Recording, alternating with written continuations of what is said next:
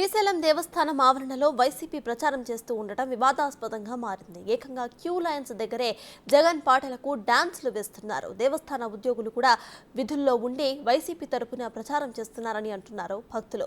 దేవస్థానం ఆవరణలో రాజకీయ పార్టీల పాటలకు డాన్సులు వేయటం ఆగమన శాస్త్రానికి విరుద్ధమని దేవాలయ పూజారులు ఆగ్రహం వ్యక్తం చేస్తున్నారు. డాన్సులు వేసిన వ్యక్తి శ్రీశైలం ఎమ్మెల్యే శిల్పా చక్రపాణిరెడ్డి అనుచరుడని సమాచారం. ఇప్పటిదాకా ఎలక్షన్ కమిషన్ అధికారులు దేవస్థానం ఈవో ఎటువంటి చర్యలు తీసుకోకపోవడంపై భక్తులు ఆగ్రహం వ్యక్తం చేస్తున్నారు.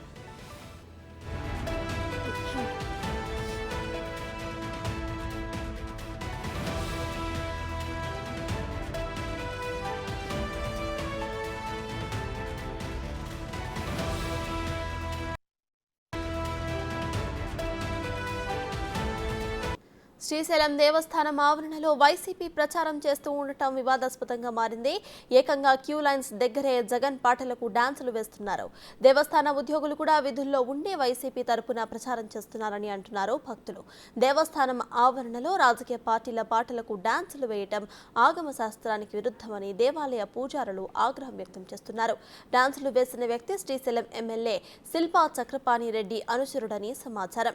ఇప్పటిదాకా ఎలక్షన్ కమిషన్ అధికారులు దేవస్థానం ఈవో ఎటువంటి చర్యలు తీసుకోకపోవడంపై భక్తులు ఆగ్రహం వ్యక్తం చేస్తున్నారు.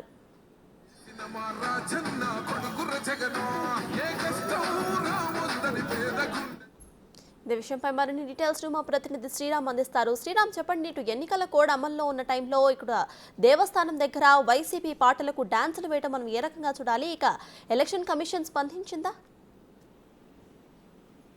ఈరోజు శ్రీశైల దేవస్థానంలో వైసీపీ సంబంధించినటువంటి ప్రచారము చేస్తున్నటువంటి ప్రచార వెహికల్ ఏదైతే ఉందో వెహికల్ పాటలతో పాటు అక్కడ మహిళ చిందులేసినటువంటి వీడియో ఏదైతే ఉందో తెగ వైరల్ గా మారిందని చెప్పుకోవచ్చు. గతంలో కూడా శ్రీశైల సంబంధించినటువంటి భ్రమరాంబ మల్లికార్జున స్వామి టెంపుల్ పరిసర ప్రాంతాల్లో ఎలాంటి పార్టీలకు ప్రచారాలకు తావు లేకుండా అనేక రకాలుగా చెప్పినప్పటికీ ఎన్నికల కోడ్ అమలు ఉన్నటువంటి సందర్భంలో జిల్లాలో ఒక పెను దుమారంగా ఈ యొక్క వీడియో వైరల్ అయిందని చెప్పుకోవాలి. ఇప్పటికీ కూడా శ్రీశైల సంబంధించినటువంటి ఆలయ అధికారులు కావచ్చు లేదా ఎన్నికల సంబంధించినటువంటి అధికారులు కూడా పూర్తి స్థాయిలో ఇప్పటికీ జరిగినటువంటి ఘటన ఏదైతే ఉందో దీనికి సంబంధించి ఇంకా ఎవరు మాట్లాడలేదు. దీని మీద కంప్లీట్ గా దేవస్థానం సంబంధించినటువంటి ప్రాంతంలో ఇలాంటి డ్యాన్సులు వేయడం ఏంటంటూ కూడా హిందూ సంబంధించినటువంటి సంఘాల వారు కూడా మండిపడుతున్న పరిస్థితులు. దీనికి సంబంధించి ఈవో కావచ్చు లేదా స్థానికంగా ఉన్నటువంటి శిల్పా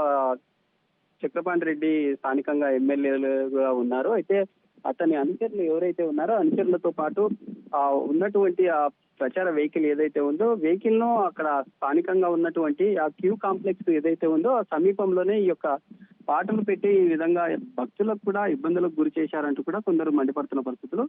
ఇప్పటికీ జరిగినటువంటి సంఘటనకు సంబంధించి ఎన్నికల సంఘము ఎలాంటి చర్యలు తీసుకుంటుంది అనే అంశానికి సంబంధించి కూడా చూడవలసి ఉంది. ఇప్పటికే ఎన్నికల సంఘానికి కూడా ఫిర్యాదు చేసినట్లుగా తెలుస్తా ఉంది. Right, thank you Sriram.